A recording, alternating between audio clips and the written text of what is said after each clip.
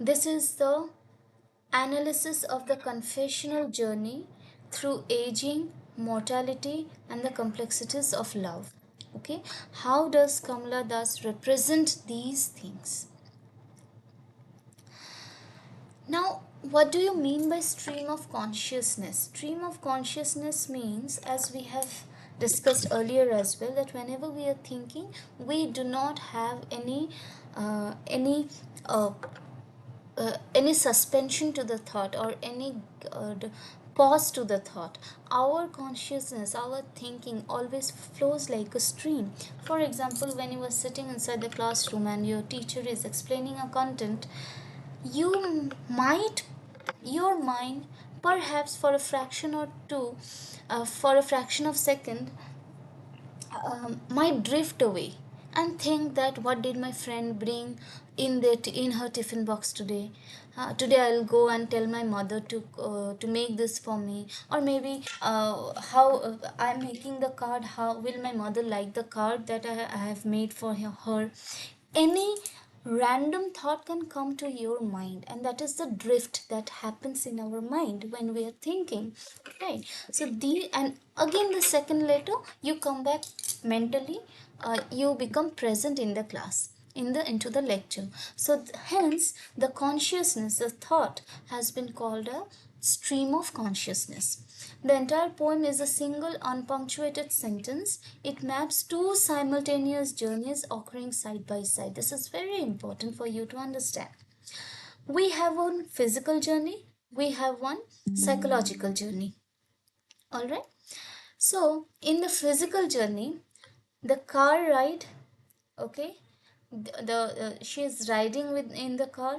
There is the window and there is the airport. She reaches the airport. When she is riding inside the car, when she is inside the car, she realizes that her mother has grown old and is aging and has grown very old. She realizes the decay, okay, psychologically, mentally. She compares her with the dead body, right, and feels the pain. Realizes with pain that she is as old as she looked.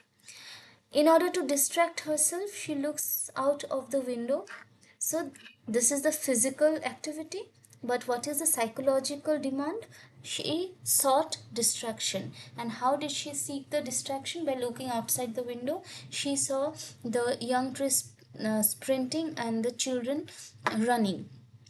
All the images that she see outside are just opposite of what she is bearing inside the car. And the last point was the airport. This is the point of departure.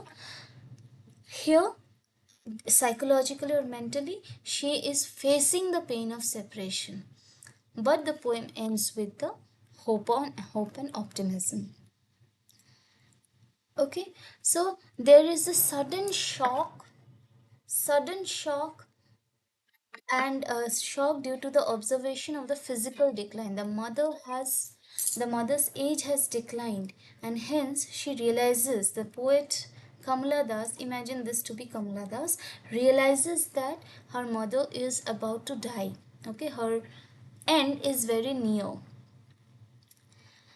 Simile, we all know, her face ashen like that of a corpse. The spelling is a mistake here. This is the morbid image. Without the active flow of blood, a face loses its healthy glow and takes on an unnatural white pallor. Pallor means color, a white face. Okay, pallor. What does it mean? It represents a severely reduced life force. Okay, hence the approaching death. Okay, this image triggers a sudden painful realization in the poet that her mother is approaching death. Soon she distracts herself because the thought was very disturbing for her, and she shifts her look outside the window. And what does she see? She sees uh, lively things. Okay, merry children spilling out of their homes, trees sprinting. This is personification and this is metaphor.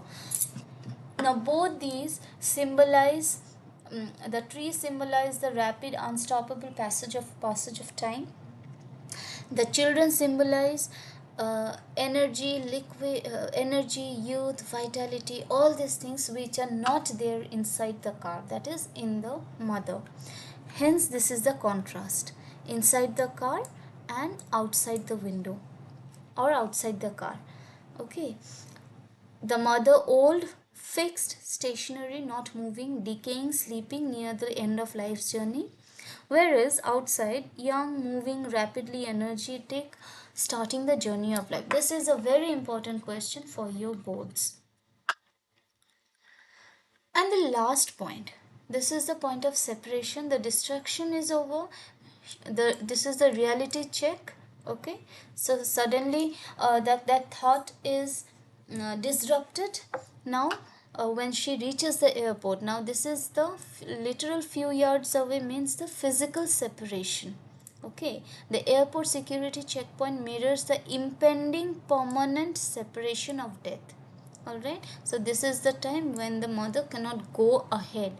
Okay, again she looks, but this time also she compares her mother's face with that of a late winter's moon. Winter signals the end of year, symbolizing the end of a human cycle. It is hazy, obscured by mist and fog. Similarly, the mother's youth and shine are obscured by age and decay, though her underlying beauty remains. Okay? What is the climax? She realizes the fear. What fear? The fear of separation. This is a universal, deep seated fear of losing the parent. Okay, universal fear. Every child has this fear, losing the parent, getting separated from the parent. And this, she absolutely has no power to stop the certainty of death. We all know man is mortal, death is inevitable.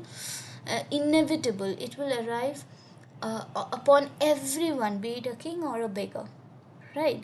But we have to accept it. So she felt powerless, but she ends it with the with a hope and optimism. But all I said was, see you soon, Amma. She chooses not to desertion her mother, okay, because of her own grief. She instills hope and provides assurance that they will meet again. The sorrow in her heart contrasts with the brave facade that she projects with the smile. Smile and smile and smile represents the deliberate covering up of her internal pain, a heartbreaking attempt to subdue her feelings so her mother feels love and security and not fear. Okay, what are the core themes? Age and decay. I hope this is all clear to you by now. Fear of loss and the complex relationships. CBSE often asks question about the tone and mood of the poem. So the tone of the poem is pensive, sorrowful, deeply confessional. Please write this down in your book as well. This is very important.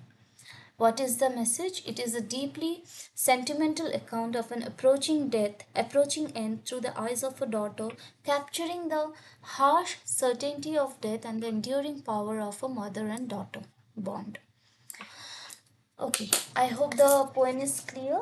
Uh, my sincere request to all of you would be, spend some time on what you feel about your mother, and after reading this poem, what can you do to ensure that I should be to validate, to say that I should be doing as much as possible for my mother, because end is inevitable for everyone, right? So give some thought on your bond with your mother, and if possible write a diary entry on how this poem has affected you when you think about your own mother.